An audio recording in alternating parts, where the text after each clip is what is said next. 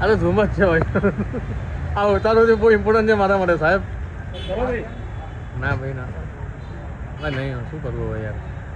ભાઈ પાછા આવી જજો હવે પછી પાછા. હા પાછા આવી જજો પછી.